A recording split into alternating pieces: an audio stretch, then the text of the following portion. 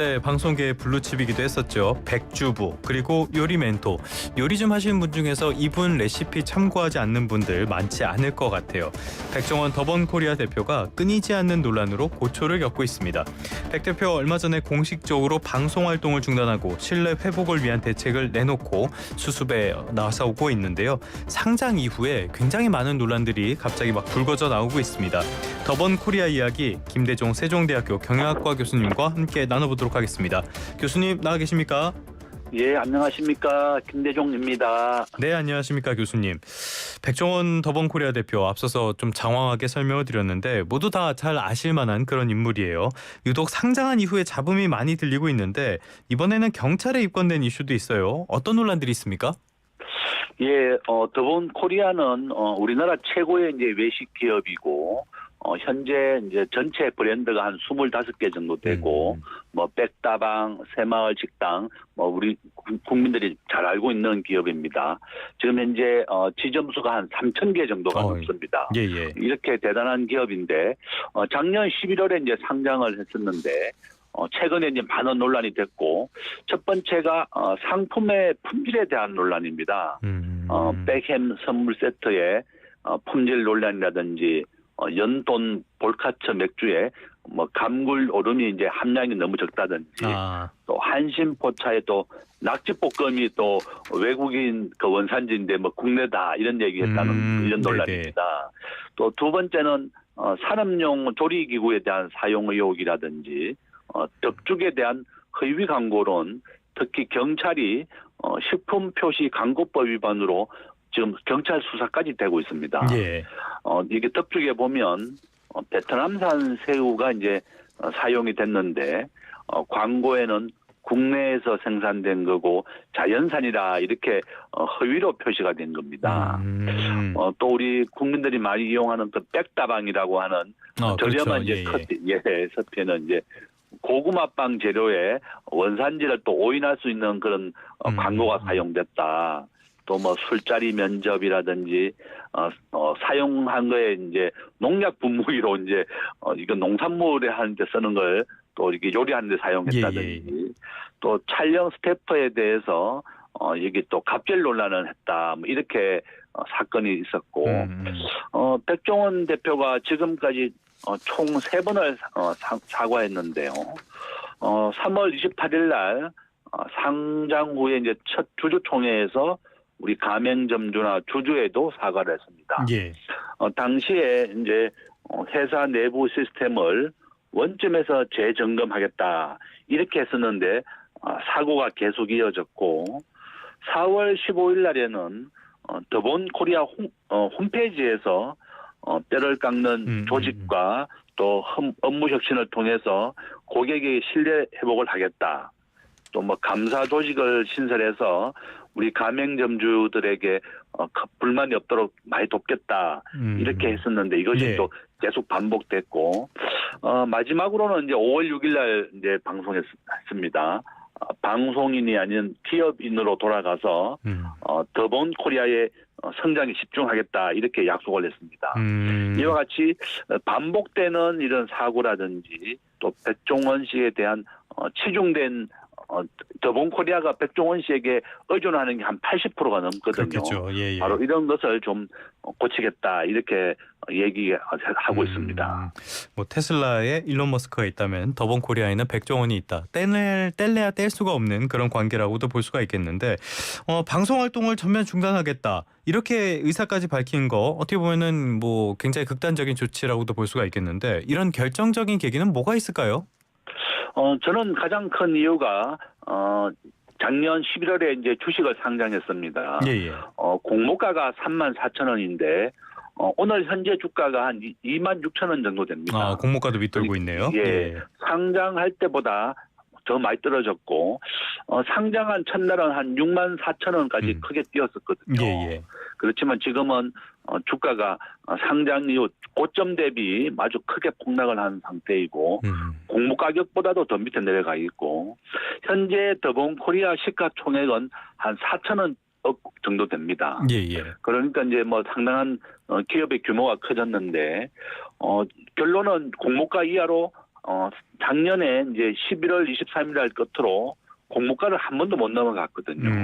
그러니까 이 더본코리아의 앞으로 미래의 가치를 보고 투자한 사람들이라든지 주식을 공모받은 사람들이 모두 다 크게 손실을 보고 있습니다. 네네네. 우리가 이제 오늘날 기업이라고 하는 것은 과거에는 우리가 이제 기업이라고 하면 이익을 많이 남겨야 된다 이렇게 가르쳤지만 오늘날은 ESG가 가장 중요합니다. 그렇죠. 예.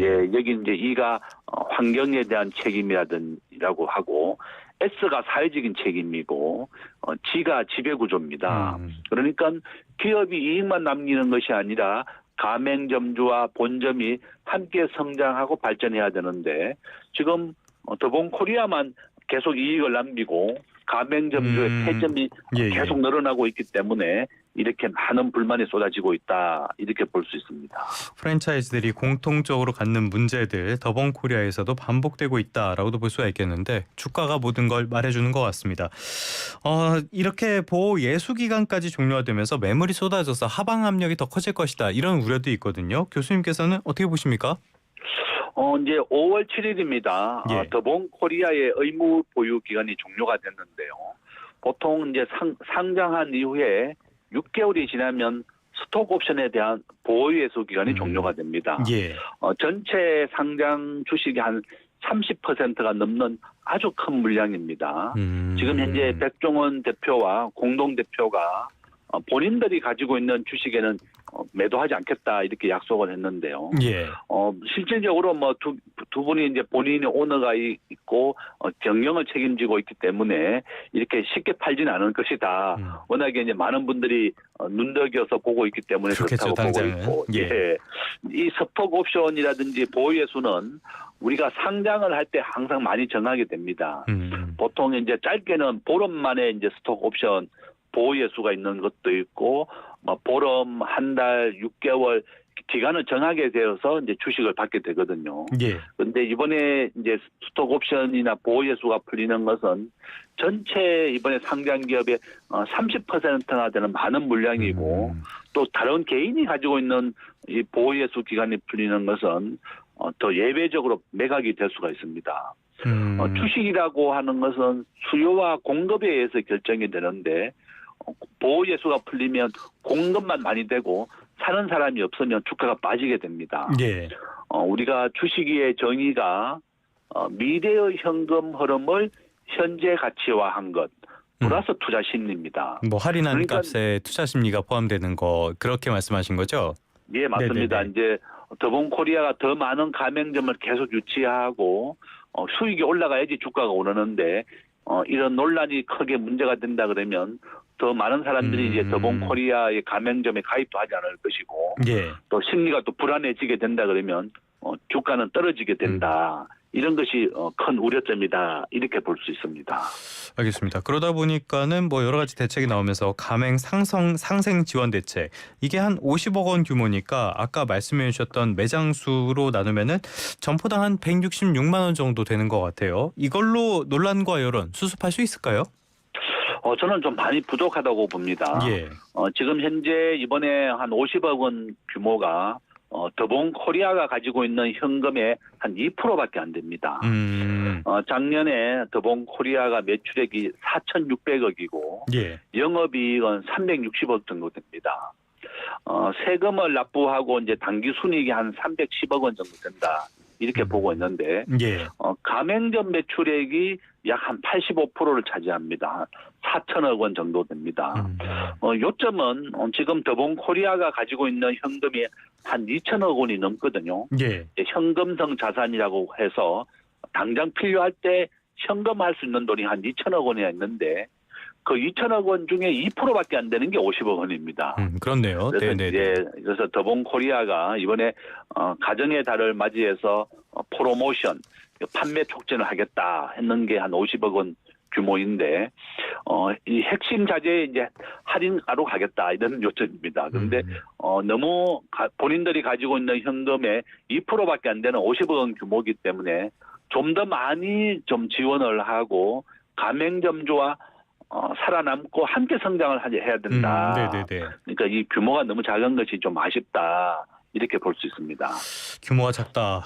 어떻게 보면은 이거 먹고 떨어져라 이런 느낌이 들 수도 있을 것 같아요. 가맹점주 입장에서는 그 정도로 지금 여론이 안 좋아 있는 그런 상태인데 그러다 보니까 지금 방송계도 비상이 걸렸고 백종원 대표를 모셨던 지자체 이쪽도 난리인 상황이라고 합니다. 여기저기가 다 시끄러운데 사태가 이렇게까지 커진 거 더본코리아라는 기업 구조 자체에 문제가 있다라는 분석도 있는 것 같아요. 교수님께서는 어떻게 보십니까? 예, 맞습니다. 앞에서 이제 앵커님이 얘기하신 것처럼 테슬라도 일론 머스크에 의존하는 게 한 90%가 넘습니다. 예. 더본코리아도 현재 시가총액이 4천억 원이 넘는 아주 큰 기업으로 성장했는데 백종원 씨에게 의존하는 게 저도 한 90% 정도 된다고 봅니다. 네네네. 이것을 이제 우리가 오너 리스크라고 부르는데 이 한 사람에 대한 너무나 의존성이 높다 보니 이 오너가 이렇게 문제가 생긴다 그러면 전체 그룹에 큰 문제가 생기는 것을 말하는 겁니다. 최근에 이제 더본코리아의 이제 지방에 예산하는 거 보니까 충남 예산에서는 굉장히 성공을 했었습니다. 예. 충남 예산 재래시장을 이제 부활한 거였는데 최근에 이제 안동시에서도 국제 페스티벌에 한 5억 원을 집행한다 이렇게 됐었는데 좀 산불로 큰 피해를 받는 게 바로 안동입니다. 예. 바로 이런 상황이고 전북 군산시도 70억 원이나 돌려가지고 외식 산업 개발을 더본코리아 전용 공간으로 제공했습니다. 이와 같이 또 통영시에서는 추가 경영 예산을 한 12억 원 정도 마련했는데 70%가 더본코리아에 지급하는 용역비로 사용됐습니다. 예. 그러니까 이렇게 많은 지자체가 백종원 씨를 모시고 재래시장을 부활하고 지역을 홍보했는데 이와 같이 더본코리아가 문제가 되니까 또 지역 지방자치단체도 큰 문제가 됐고 더본코리아에도 이렇게 백종원 씨 개인에게만 의존하는 게 너무나 큰 영향을 주고 있다 이렇게 볼 수 있습니다. 오너 리스크 말씀해 주셨고 지금 더본코리아가 백종원에 대한 의존도가 너무 큰 게 문제다 말씀을 해주셨는데 또 하나 살펴볼 게 더본코리아 하면은 브랜드가 너무 많아요. 무슨 브랜드가 있는지도 다 모를 것 같은데 이렇게 특유의 다브랜드 전략 이 부분에는 문제가 없을까요? 저도 또 이런 다브랜드 전략 문제가 있습니다. 예. 지금 현재 더본코리아의 브랜드는 총 25개 정도 되고 그렇게 많아요? 예, 우리가 잘 알고 있는 백다방이 이제 전체 매출의 40%를 차지합니다. 여기에 이제 뭐 새마을 식당, 한신포차 이런 25개 브랜드 중에서 이 백다방에 대한 의존도가 너무 높은 것이고 네네네. 나머지 브랜드는 10%를 넘는 게 거의 없습니다. 그러니까 한 개의 브랜드에 너무나 과도하게 의존하고 있고 백다방은 뭐 잘 아시다시피 이제 커피에 의존하고 있는 겁니다. 네네. 그래서 결론은 여러 가지 경쟁력을 가지고 성장하는 브랜드가 여러 개 있어야 되는데 계속 브랜드만 만들어내지만 실질적으로 이제 성장하는 브랜드가 없는 것이 문제다. 이렇게 볼 수가 있고요. 더본코리아의 총 가맹점 수는 현재 3,066개 정도 됩니다. 예. 그러니까 이제 이번에 지원금 50억을 한 점포당에 주면 한 160만 원 정도밖에 안 되는데요. 지금 현재 가맹점주 협회 이제 정윤기 이제 공동회장이 폐점률이 70%가 넘을 때까지 아무것도 한 게 없다. 백종원의 더본코리아가 이 점주에게도 좀 더 좀 지원을 해달라는 겁니다. 예. 요점은 우리가 이제 우리가 프랜차이즈의 속성상 가맹점주에 이제 의존하는 게 한 90%가 넘습니다. 우리가 이제 쉽게 얘기해서 원가 닭이 한 4,000원 정도 된다면 납품을 5,000원에 하면서 1,000원 정도의 이익을 남기고 있거든요. 예. 이것이 보통 프랜차이즈의 90%를 차지하고 있습니다. 계속 가맹점을 늘리고 재료를 무조건 본점에서 납품한 것만 써야지 외부에서 뭐 이마트에서 사와서 물건을 팔면 이게 불법으로 배상금을 물어야 됩니다. 예. 이와 같이 계속 재료를 납품하고 차익을 남기는 구조인데 이와 같이 프랜차이즈에도 이런 문제가 있다. 결론은 이런 가맹점주들이 더 성공하고 이익을 남겨서 성장을 해야만 더본코리아도 성장할 수가 있습니다. 백종원 대표도 가맹점주가 더 많이 성공하고 발전할 수 있도록 더 많이 집중을 해야 되겠고 지금은 방송인이 아니라 시가총액 4천억 원이냐는 큰 기업이 대표다. 또 이렇게 볼 수가 있습니다. 그 말씀해주신 프랜차이즈 구조의 문제점, 이거는 예전에 치킨 가격이 논란이 됐을 때도 굉장히 크게 비판을 받았던 건데 결국에는 본사가 가맹점주들의 이익을 빨아먹는 그런 구조가 돼버린단 말이에요. 그래서 대안으로 나오는 게 매출에 대해서 비율로 해서 가맹비만 받아라, 이런 것들이 대안으로 제시가 되잖아요. 교수님께서는 어떻게 보십니까?